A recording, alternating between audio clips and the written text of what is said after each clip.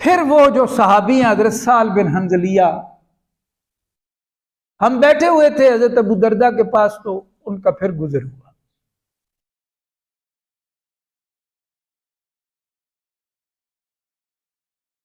کسی اور دن پھر گزر ہوا، تو حضرت ابو دردہ نے ان سے فرمایا وہی والی بات، کلمتن تنفعنا ولا تضرک، کوئی ایسی بات بتا دیں جس سے ہمارا بھی فائدہ ہو جائے اور نقصان آپ کو بھی نہ ہو۔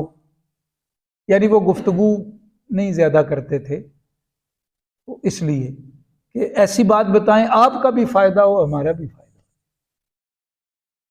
قال سمعت رسول اللہ صلی اللہ علیہ وسلم یقول انکم قادمون علی اخوانکم فاصلحوا رحالکم واصلحوا لباسکم حتی تکونوا کأنکم شامۃ فی الناس فإن اللہ لا يحب الفحش ولا التفحش، رواہ ابو داود باسناد حسن۔ یہ ذہن میں رکھیں کہ اس پوری عبارت میں کئی حدیثیں آ گئی ہیں، کل کے انشاءاللہ حدیث کے سبق میں اس پوری حدیث شریف کو مختصراً دہرائیں گے۔ اب یہ آخری حدیث شریف، تو انہوں نے فرمایا کہ میں نے اللہ کے رسول صلی اللہ علیہ وسلم کو فرماتے ہوئے سنا کہ بے شک تم اپنے بھائیوں کے پاس جانے والے ہو، سو اپنے سامان کو، کجاووں کو اچھا کر لو اور اپنے لباس کو بھی ستھرا کر لو، یہاں تک کہ ایسے ہو جاؤ جیسے لوگوں میں تل والا شخص نمایاں ہوتا ہے اور خوبصورت ہوتا ہے۔ سو بے شک اللہ پاک پسند نہیں فرماتے الفحش، غیر ارادی طور پر جو حلیہ بگاڑ دیا جائے اس کو، ولا التفحش، اور وہ جس میں کوئی محنت کر کے تکلف برت کے حلیہ بگاڑا جائے اس کو۔ یعنی ایک شخص ہے جو اپنے آپ کو صاف ستھرا نہیں رکھتا، اپنے بال اپنا حلیہ ٹھیک نہیں رکھتا، عجیب بگڑی ہوئی حیت بن جاتی ہے، وہ بھی اللہ پاک کو پسند نہیں ہے۔ اور کچھ ایسے ہیں جو اپنے آپ کو فیشن کے نام پر مزید ہی بگاڑ دیتے ہیں، عجیب بندر اور بوجھے بنے ہوئے نظر آتے ہیں۔ یہ دونوں طرح کے لوگ اللہ پاک کو پسند نہیں ہیں۔ یہ حدیث پاک ہے۔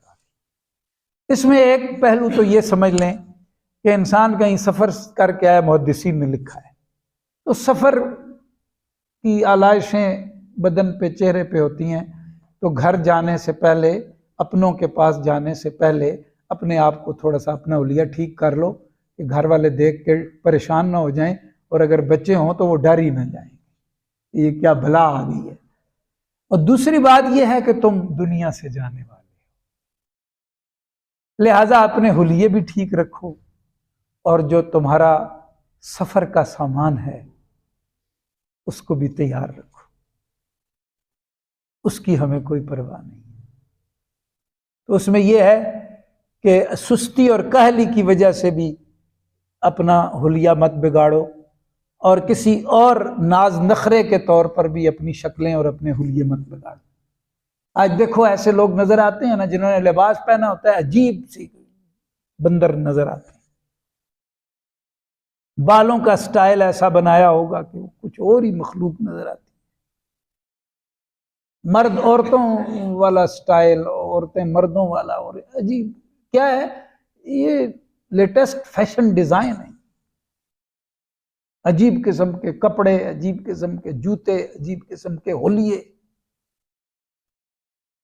تو میں آخرت کی تیاری کروں، اچھے سامان کے ساتھ جاؤ، اچھے حلیے کے ساتھ اللہ کے سامنے پیش۔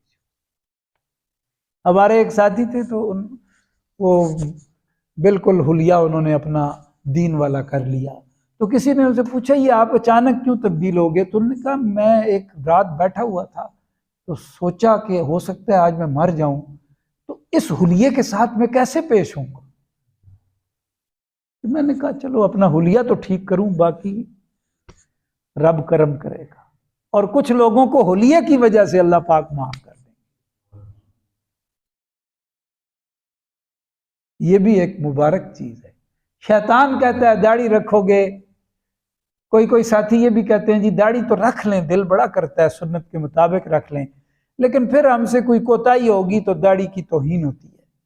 تو مولانا عبداللہ صاحب شہید رحمۃ اللہ علیہ فرمایا کرتے تھے، استاد تھے ہمارے، وہ فرماتے تھے کل تم کلمہ بھی چھوڑ دو گے کہ کلمہ پڑھتے ہیں تو ہم سے کوئی برائی ہو جائے گی تو کلمے کی توہین ہوگی، لہذا چلو پھر کافر ہو جاتے ہیں، نعوذ باللہ۔ عجیب شیطانی باتیں۔ اپنے حلیے کو ٹھیک کرو، قبر میں بھی جانا ہے، حشر میں بھی جانا ہے۔